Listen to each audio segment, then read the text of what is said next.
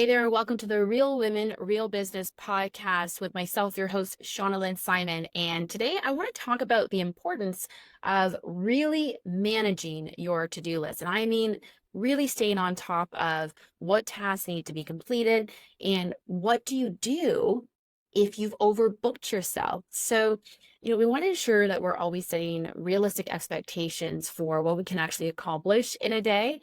So this means keeping on top of both your to-do list and your schedule, because sometimes we get the two of them kind of operating separately from each other, and they really need to operate together. So for example, if you have a task list that has, say, 20 items on it, but on your schedule, you are in meetings all day, or you are going to meeting with clients and have appointments all day, then it's not realistic that you can accomplish those 20 items if you don't have any actual time to be working on those tasks. So I know I've provided some strategies in previous episodes about how to ensure that you're managing your time. And listen, if you want to get my top time management strategies that help me to gain an extra 10 plus hours every single week of productive time, go check it out at aboutShaunaLynn.com/time. You can check out the show notes. There's a link in there for that as well.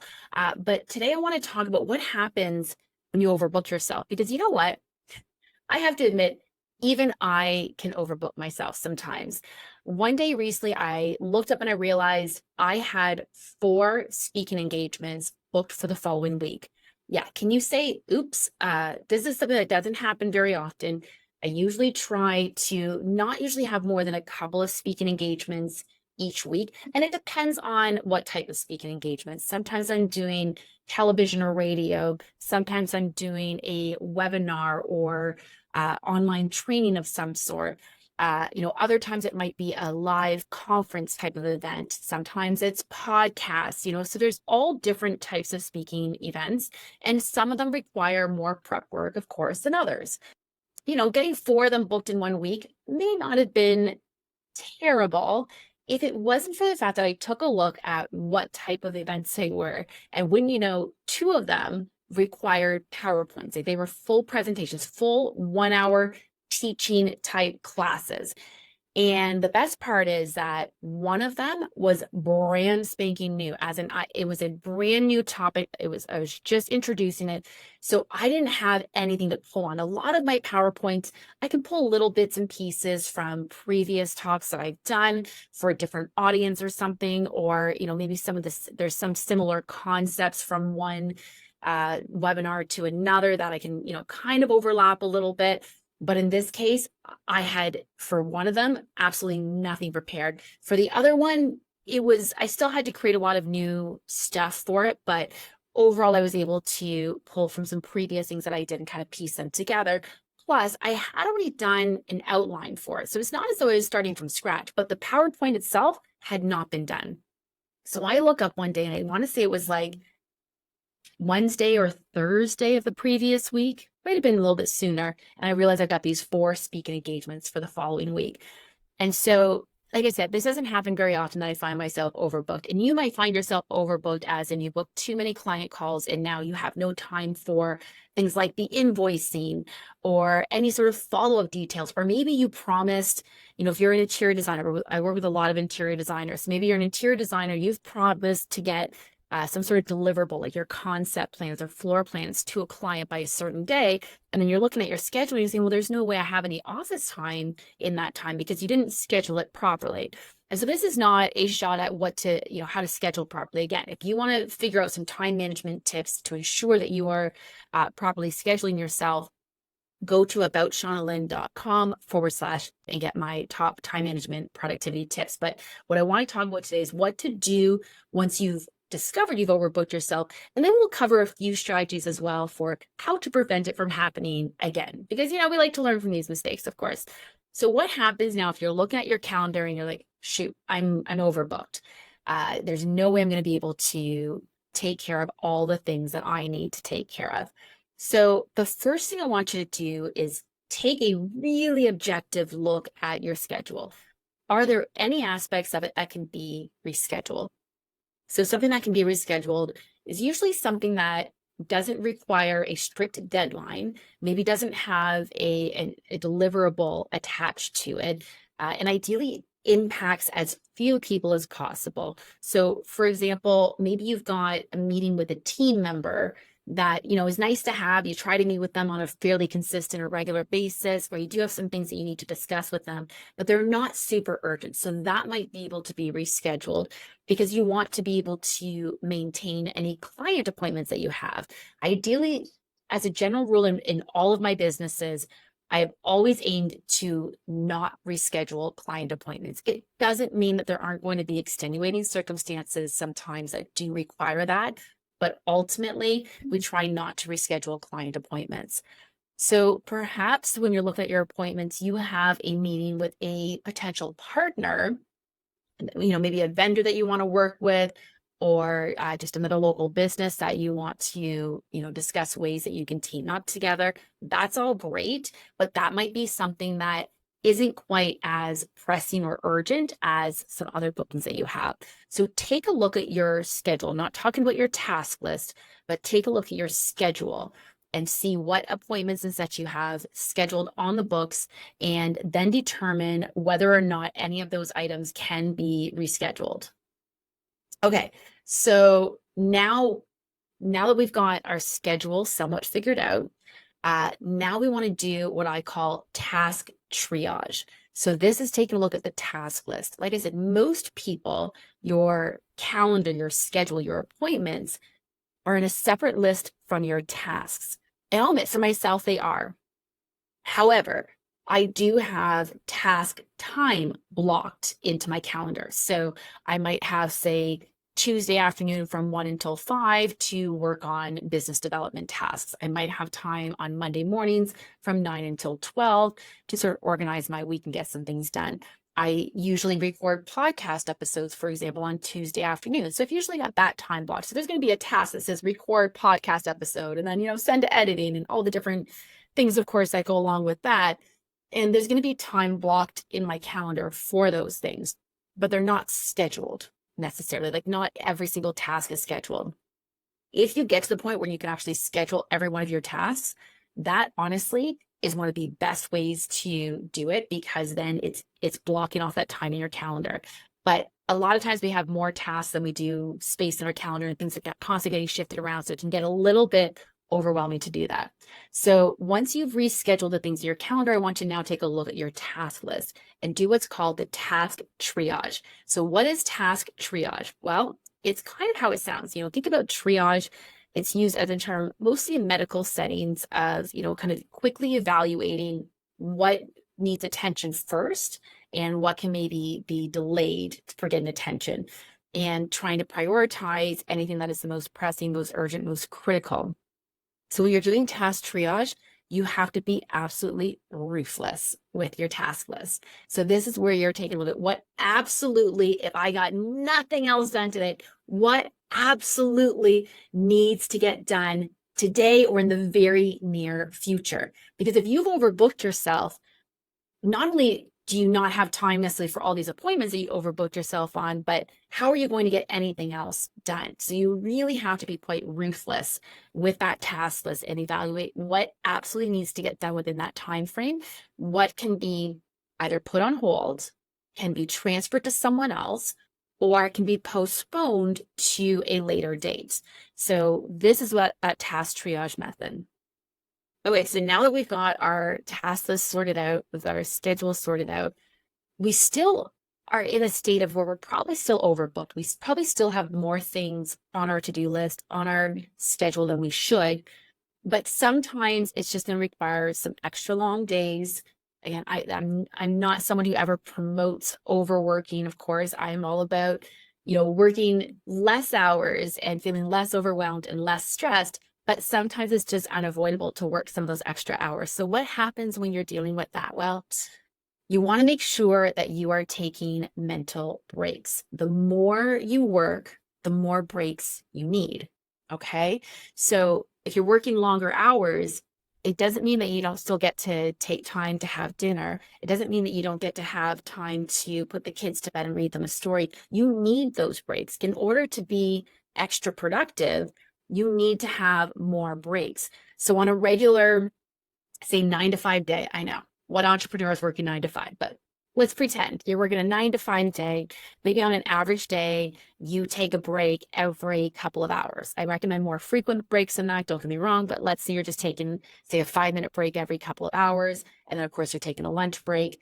And now you're going to be working from, say, 9 until 8 p.m. that day. What does that look like? Not only do I want to make sure you're still taking those regular breaks every 2 hours, I want you to take them even more frequently.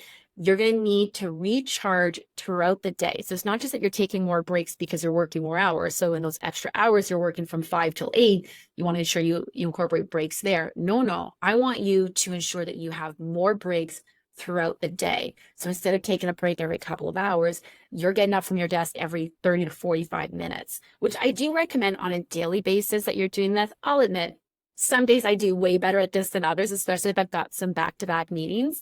But on a day where you're overbooked, you have to take more breaks, and you need to ensure that you have some decent, longer breaks scheduled in there. So yes, say 30 minutes for lunch, but let's get a 20-minute break for a walk or just a mental break of some sort in the afternoon, whatever that looks like. And maybe another 20-minute break in the morning. And then, of course, another hour break in the evening before you get back to work on things.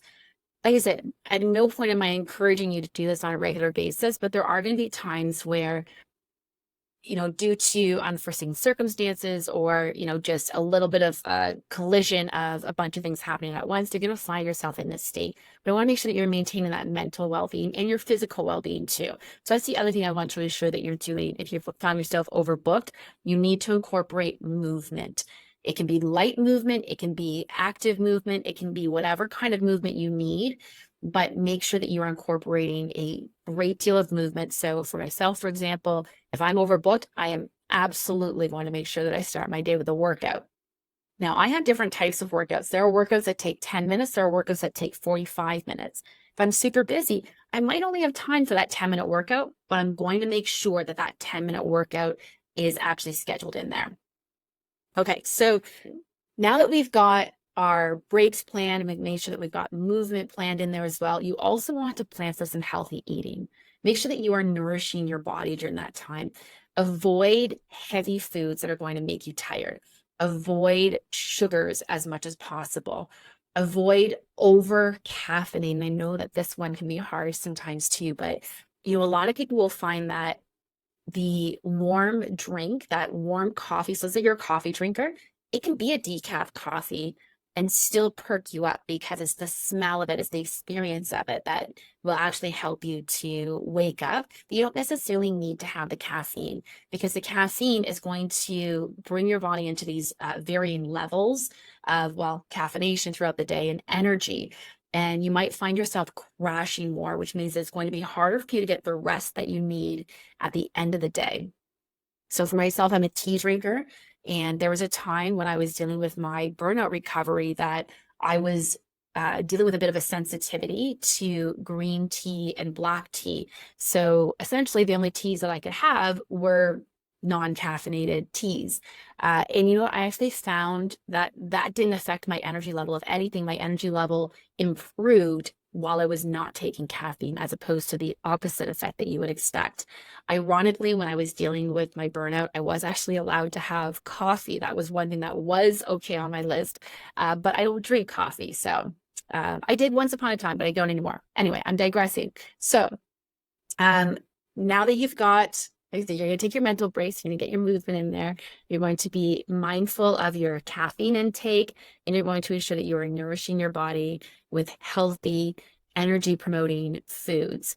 Make sure you're also taking any sort of vitamins or supplements, especially things like your B12s, your vitamin Ds. Now, I am not a nutritionist, naturopath, or a doctor, so I'm not prescribing any of these things to you, but there are certain vitamins that you take, especially as women, that we need, that our body needs to take in, whether it's through a supplement or a group of foods that we're eating, to ensure that we're maintaining our energy levels. So those tend to be our vitamin Bs, our vitamin Ds, and our iron.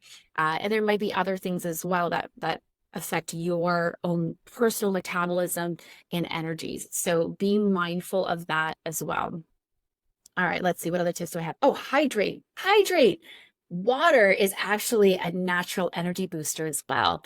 Hydration is so important for cognitive function. We want to make sure that our brain is operating at top capacity as much as possible. So, ensuring that you are hydrating yourself throughout the day, especially if you're like me and the way that you've overbooked yourself is too many speaking engagements. Well, speaking can obviously dehydrate you because, it dries out your throat and there's just a lot of activity that's going on. It brings up your heart rate. So making sure that you are properly hydrating yourself throughout the day.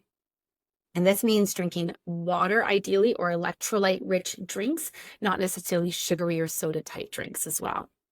So now that we've got how to manage that overbooking, we want to ensure that it doesn't happen again. Like I said, I've got some time management tips for you that you can get at aboutShaunaLynn.com/time. But this is not so much about time management. To avoid this happening again, yes, of course, time management is certainly an aspect of that. But what you need to do is a little bit of a postmortem on this. And I want you to go back and take a look at how did this happen? What processes are in place currently, or what processes are not in place currently that could have prevented you from overbooking yourself? So, for example, for myself, for speaking engagements, at the time that this happened, we use ClickUp as our project management system. Any speaking engagement gets logged into ClickUp and gets its own task in there with all the sub tasks related to it. And we have a speaking engagement list. But here's where the issue came in. So we have, for the different company divisions that I have different speaking engagements. And each one of those had its own speaking engagement list, which meant that one list wasn't talking properly to the other. So they weren't all in one place visually where we could really see exactly what's happening all at the same time. And that's how this happened. So we've updated our system so that all speaking engagements, no matter which company it's for, all fall into the same list and they seem to get tagged with the company that they're associated with.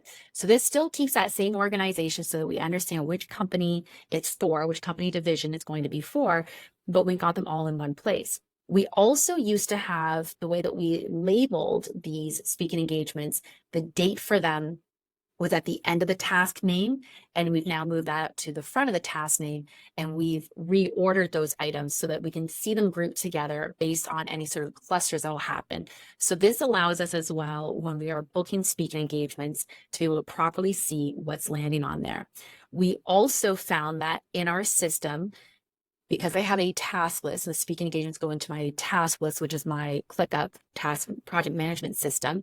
But then we also have a calendar. Our CRM program has a calendar that we use for all of our bookings. And what we found was that some of our speaking engagements were not being logged in the calendar as soon as they were presented to us. So what happened was we had a couple of these that were given to us as, hey, would this be a potential date that you could be available for? I think we had given them maybe 3 different dates that were options, and then they all chose them at the same time, and they all happen to fall in the same week. So now what we have as our system in the calendar is if we have presented, say, 3 different dates for a speaking engagement, we are now blocking those off in our calendar as a TBD or to be determined or TBC to be confirmed. But at least it's showing up in the calendar. So now when someone else is asking for some dates, even if we haven't confirmed that original event, we can go back into our calendar and say, oh, well, we've offered these dates for other people, so I don't want to offer that same week just in case someone else books it. So this is just a very specific example of how I was overbooked. But the idea is that you want to go back and figure out, how did you get overbooked? Is there a bit of a safeguard that you can put into place to avoid having this happen again in the future? Because the key is that we want to ensure that we are operating at our best at all times. And let's say you've booked yourself onto all of these client appointments. Are those clients going to be getting the best of you? And then what is your family getting from you at the end of the day? And what are your friends getting from you? And what are your colleagues and your employees getting from you? I know we all have varying size businesses. You may or may not have a team. You may or may not have a family. You may be in your first couple of years or in your 15th plus year. Wherever you're at in your business, these same challenges will continue to arise unless you have the right systems in place to prevent them. So again, go back and identify, how did this happen and were there things that could have been done? This is not to point fingers or place blame or anything, but it's just to help you to evaluate and identify what may or may not have been able to be done and what can you put as a safeguard in place for moving forward. And it's still not, there's no such thing as a perfect system. But the more of these, safeguards you have in place, the easier it is to properly manage your time, set up the boundaries, and manage the expectations that you have of yourself. Because as much as I know we want to all believe that we are superwoman, there are some very real limitations to the number of hours in the day. And keep in mind, you need to make sure that you're getting the proper amount of sleep, that you are, taking care of your body first, right? Okay, so again, if you want my top 5 time management strategies that will help you to gain 10 plus hours every single week of productive time. So this means that if you are currently working 60-hour weeks, I'm going to get you down to 50-hour weeks. Okay, you're going to gain 10 more hours of your precious time by implementing these time management strategies. And I would love to see you getting down to, of course, less than 50 hours a week. I'd love to see you at how many hours is comfortable for you? Is it 20 hours? Is it 30 hours? Is it 40 hours? But I don't really want to see us overworking ourselves every week. So get these time management strategies at aboutshaunalynn.com/time. And listen, if what I'm saying here resonates with you, then I really hope you'll tune in again next week and allow me to continue to be a part of your journey. I've got some fantastic guests coming up in some future episodes that you're going to absolutely love. I've got some great insights to share with you. So please be sure to tune in. But also, if you think that there's someone else in your life that can really benefit from what we're talking about here, please share this podcast with them. We'd love to get onto their journey as well. And don't forget to leave us a review and subscribe to us wherever you get your podcasts. Until next time, thank you for tuning in and keep thriving.